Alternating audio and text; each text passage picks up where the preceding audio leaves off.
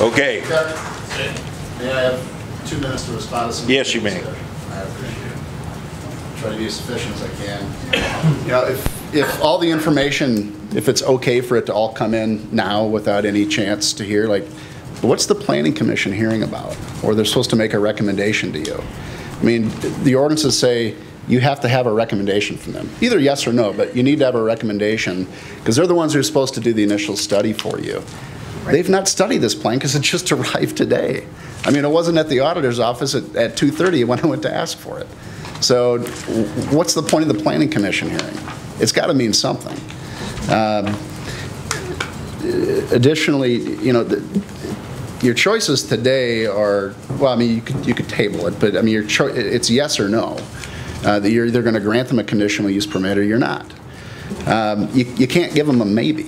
You can't say, yeah, it's looking pretty good, fellas. It's a tentative yes. Let's come back in a month or two when we have your engineering plan.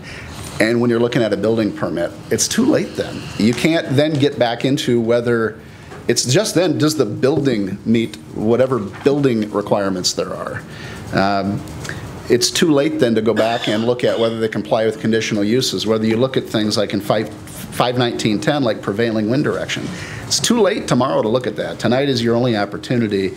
And I notice, Commissioner, oh, I'm going to kill your name. Can I call you Deborah, just not out of lack of formality, but when you're looking at the 519 and reading, doesn't it say prior to construction in 519.1 and 519.2 prior to construction? Yes.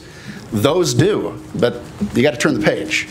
You got to turn the page to 519.10 that talks about the things that are supposed to be in front of you. And 519.1 is not applicable to Class E's anyway. It's only Class A through Class D. So, I mean, they're timed to comply with whatever the conditional use requirements are. Setbacks. Do they have a common ownership such that you really need to look at these as a Class D or a Class C or B?